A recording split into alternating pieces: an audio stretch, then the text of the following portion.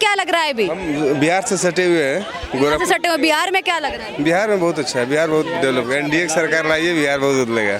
अभी इलेक्शन होने वाले हैं, लोग कह रहे हैं कि एनडीए को देखना नहीं चाहते हैं, नीतीश कुमार को देखना नहीं चाहते। नीतीश ना रहे, सरकार लाए एनडीए की, केंद्र में सरकार है, वहाँ राज्य में सरकार लाए, अच्छा विकास होगा। कह रहे हैं कि तेजस्वी प्रसाद यादव भी तो युवा नेता है, वो भी बिहार को बदलने की बात कर रहे हैं। कई बार से तो बदल रहे हैं, कहाँ आज तक बदल पाया? चुनाव जीतेंगे तभी तो बदलेंगे। नीतीश कुमार ने किया क्या, ये भी बार बार सवाल उठ रहे हैं बिहार में। नीतीश कुमार जैसे चेहरा चेंज करें, चेहरा चेंज कर दे, एनडीए ही आए और चेहरा किसी युवा नेता को देखना चाहते हैं। हाँ युवा नेता है। किसको देखना चाह रहे हैं? चिराग पासवान का भी नाम सामने। ठीक है, अरे वो तो मान लीजिए जब चुनाव होगा एक बार अपना ये लोग अपना गठबंधन करें, देखेंगे जो होगा उसको लाएंगे। बीजेपी अक्सर नए चेहरे को उतारती है, नए चेहरे को उतारती है, युवा है, युवा भी विकास सरप्राइज दे देती है हर राज्य में। हर राज्य में चाहे वो सरप्राइज दिल्ली हो चाहे वो योगी आदित्यनाथ भी हो। का। हम लोग तो सटे हुए गोरखपुर के, हम लोग तो अच्छे जानते बिहार को। बिहार को अच्छा योगी जी को देखिए, योगी जी को तो भी तो ऐसे लाया गया, काम नहीं कर रहे बाबा। बाबा को ही कुछ लोग चाहते हैं कि बाबा भी इसी तरीके के एक और योगी आदित्यनाथ हैं, बिहार को मिल जाए तो बिहार की दिशा है वो बदल जाए। बहुत बदल जाएगी। आप यूपी को देख लीजिए, आप दिल्ली से सटे यूपी है, देख लीजिए क्राइम से लेकर। योगी कहाँ कहाँ देगी केंद्र सरकार? केंद्र सरकार लाएगी, जैसे उत्तर प्रदेश के योगी को दिया ऐसे बिहार को किसी न किसी को जरूर लाएगी, किसी न किसी को लाएगी, किसी को जरूर, योगी जैसा। योगी जैसा। दिल्ली में रेखा गुप्ता बैठी है, वो भी कह रहे हैं अरे ये तो योगी मॉडल की तरह कार्रवाई कर रही है। काम कर रही है, अच्छा ना, रिस्पांस मिला ना, वैसे बिहार में ही मिलेगा। बिहार में भी एनडीए की सरकार लाइए, विकास होगा, सब बदलेगा। एनडीए की सरकार जहाँ होगी, जहाँ भाजपा की सरकार होगी, वहाँ विकास होगा, क्राइम कम होगा, क्राइम कम होगा, शिक्षा भी आगे बढ़ेगी, कुछ न कुछ तो बढ़ेगा। अच्छा राज गुंडा राज बढ़िया से चलता है बिहार में। भी है। इसको कौन सा नेता रोक सकता है? हाँ। मुद्दा ये है, गवर्नमेंट कोई भी आए लेकिन निष्पक्ष तरीके से कार्य होना चाहिए। पॉलिटिक्स अभी आप देख रहे हो, बीजेपी का गवर्नमेंट, नो डाउट बीजेपी ठीक है, लेकिन नीतीश का चेहरा बिल्कुल पसंद नहीं करती बिहार में कोई भी। मुद्दा उब गए हैं। इसके प्रीवियस जो भी सरकार थी वो भी, उसने भी अच्छा नहीं किया, लेकिन उसके कुछ कार्य अच्छे थे। मैं किसी पार्टी का पक्ष में बात नहीं कर रहा हूँ, लेकिन जब इसके पहले अपना ये तेजस्वी आया था तो उसने जो ये टीचर का जो वैकेंसी निकाला था, बहुत सारे अभी हमारे यूपी के बहुत लोग थे जो बेरोजगार, कुछ पता नहीं कितने कह रहे थे, मैक्सिमम यूपी के हुए हैं, जो अभी कहते हैं बहुत बढ़िया बहुत बढ़िया। पहले कहते थे कि ये जंगल राज है, जंगल राज है। एक वो अच्छा कदम था, ठीक है, लेकिन और बेहतर होना चाहिए। नीतीश ने अभी एनडीए के साथ मिलके 15 साल समथिंग हो ही गया, मुझे पूरा आइडिया नहीं है, लेकिन ने क्या किया है? कुछ नहीं किया है। आए दिन भ्रष्टाचार होते हैं, पुल गिर जाते हैं, उनके विधायक मारे जा रहे हैं, उनकी कोई सुनवाई नहीं हो रही है। मनीष कश्यप को ही ले लीजिए, पीएमसीएच में क्या हुआ? कौन हो गई उनके, किसने बोला? उसके खिलाफ किसने बात किया? किसी ने बात नहीं किया। क्यों नहीं बात किया? क्योंकि कोई एक चला रहा है। अभी ये जो गवर्नमेंट है, इसको नीतीश को हटा के कोई दूसरा मुख्यमंत्री लाओ। क्यों ना वो अपना चिराग ही हो, चिराग आए वो भी बेहतर है, लेकिन इसको हटाने, इसको तो बोलने का तरीका नहीं पता, मैं क्या बोल रहा हूँ, क्या कह रहा हूँ, क्या सुन रहा हूँ, क्या बैठ रहा हूँ, इसको बात करने का तरीका नहीं पता है। हाँ, तो ये भी तो कह रहे हैं राहुल गांधी, जिस तरीके से आपने कहा कि अभी उनकी हालत ठीक नहीं है नीतीश कुमार की, राहुल गांधी भी ये कह रहे हैं कि नीतीश कुमार से भरोसा उठ चुका है बिहार की जनता का, अब उनको बढ़िया से आराम करना चाहिए, घर में बैठ जाना चाहिए। ना ही नीतीश ना ही राहुल, बीजेपी से कोई कैंडिडेट आए जो यूथ फेस हो, ना ही कि ये हम नीतीश को बैठा दे दोबारा। नीतीश का पॉलिटिक्स बिहार में कुछ है नहीं, उनका व्यक्तिगत अस्तित्व उनका है नहीं कुछ, उनको मुख्यमंत्री बना दिया बस। उनका साथ जिसको भी मिलता है बड़ा बढ़िया कर देते हैं, उसके साथ अलग होके चुनाव लड़ लो। पिछले चुनाव में भी दिखा आपने कितना सीट आया था उनका, अलग करा लो चुनाव। किसको देख रहे हैं मुख्यमंत्री के रूप में? किसको देख रहे हैं? भारत में योगी और मोदी दो के नाम पे चेहरा पे वोट गिरता है, क्यों ने कुत्ता कैंडिडेट खड़ा कर दीजिए, उसको भी बीजेपी के नाम पे मिलेगा वोट। और अभी मोदी से बढ़िया योगी का काम है, योगी का। हाँ, मोदी और जो योगी का कंपैरिजन करते हैं तो योगी जी का ज्यादा बढ़िया काम है, मोदी जी के नाम पे सिर्फ वोट मिलता है। मोदी जी का क्या है, जो भी काम है वो तुरंत एक्शन लेते हैं। अगर उनके संज्ञान में आया, तो मैं भी गोरखपुर से हूँ, उनके संज्ञान में अगर ये मुद्दा अगर चला गया तो उसके खिलाफ एक्शन लेंगे।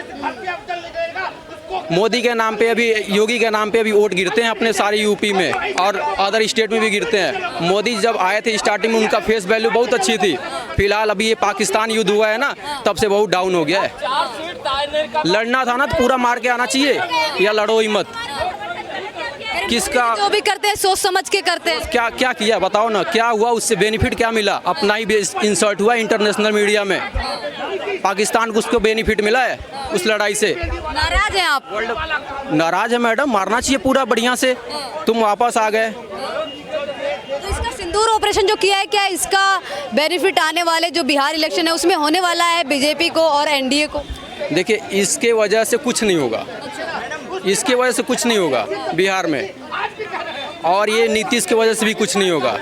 योगी मोदी का नाम पे वोट बैंक जो भी है वोट गिर जाएगा, मिल जाएगा, लेकिन इनको सिंदूर, उसने बहुत अच्छा काम किया था, लेकिन उसको एंडिंग नहीं, स्टार्टिंग अच्छा किए थे, लेकिन एंडिंग पोजीशन उनका बहुत ही गलत था। सिंदूर ऑपरेशन का? हाँ। कह रहे हैं स्थगित हुआ है, ऑपरेशन तो जारी है, तो ये जारी नहीं है, लेकिन स्थगित हुआ है, कभी भी उसको जारी कर सकते हैं। ये सब कहने की बातें, स्थगित हुआ है, कोई टूर्नामेंट मैच नहीं है, रद्द हो गया, कल होगा।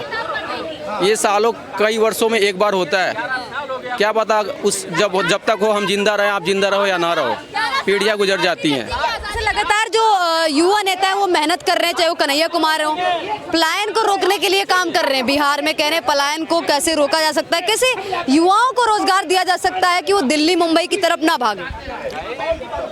पलायन को रोकिए ना आप, इंडस्ट्री लगाइए बिहार में, हर स्टेट में लगाइए। यूपी भी उसमें शामिल है। हम भी यूपी से क्यों यहाँ जॉब करने आए हैं?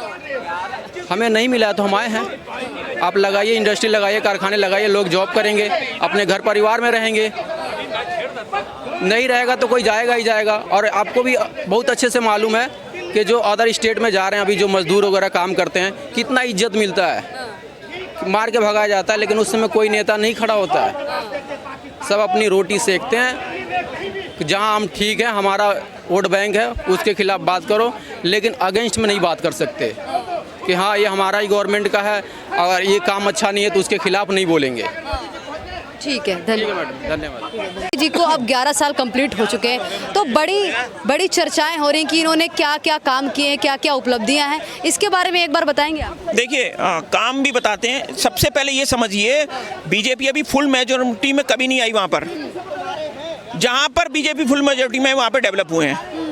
चाहे गुजरात ले लो, अब देख लो, यूपी देख लो, और अभी कश्मीर देखो, जब पूरे हाथ में लिया है तो वहाँ कितना तब्दीली कर दी है। तो मेजॉरिटी देनी होगी, बिहार के जो लोग हैं उनको मेजॉरिटी देनी होगी।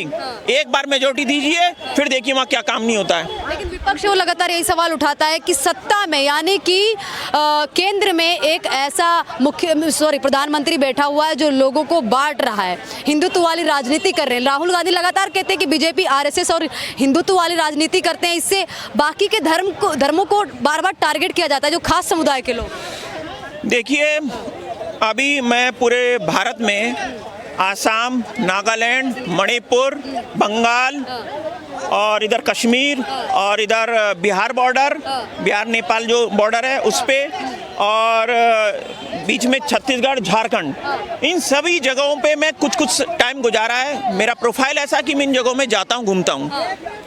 तो अभी मैंने एक चीज़ देखी कि जो कहते हैं ना हिंदूवादी राजनीति हो रही है, ये राजनीति हो रही है। एक बार लोग आसाम में, बंगाल में, मणिपुर में और क्या कहते हैं नागालैंड में, मेघालय में जाके देखिए, उन्हें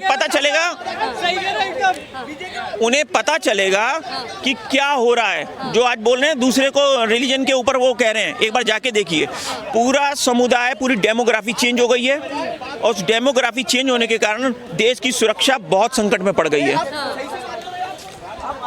देश की जो है संकट में पड़ गई है। क्या जो सत्ता में बैठे हैं एक प्रधानमंत्री, वो सही रास्ते पे, मतलब जो प्रधानमंत्री हैं वो सही बैठे हुए हैं? क्योंकि कई बार लोग कहते हैं कि नहीं, किसी और को होना चाहिए था।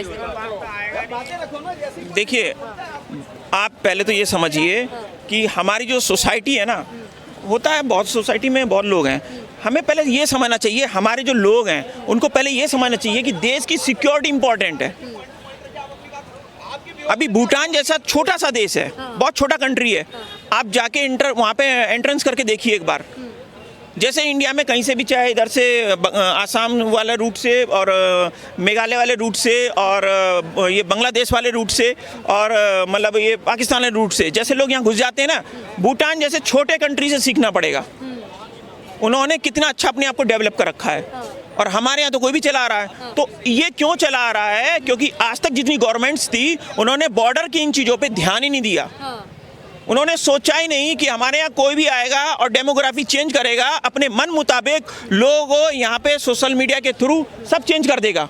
तो बेस्ट है कि ऐसी सरकारों पे ध्यान, ऐसी सरकारों को, ऐसे लोगों को आगे लाइए जो देश की सिक्योरिटी के बारे में सोचते हो। बीजेपी सोचती है सिक्योरिटी। आप देखिए ना, अभी कई चीज़ें ऐसी डेवलप की हैं तो जिनमें आपको लगेगा कि हाँ, जैसे एनआरसी वगैरह करवाया था ना, एक बार आप पहुंचिए, आसाम में पहुंचिए, एनआरसी के नाम पे क्या क्या, लेकिन विपक्षियों ने उसमें सहयोग नहीं दिया। इसी वजह से अभी इसमें आसाम में करीब 30 ऐसे लोग पकड़े गए जो यहाँ की डेमोग्राफी चेंज करके वहाँ की पॉलिटिक्स में घुस गए। समझ रहे हैं ये? और देखिए अभी न्यूज़ था, मुरादाबाद में करीब 100 महिला ऐसी आई थी पाकिस्तानी जो यहाँ पे आई और बस गई। तो ये सिक्योरिटी कंसर्न है। ऐसे लोग यहाँ पे तैयार हो रहे हैं जो इसी देश को अंदर खा जाएंगे।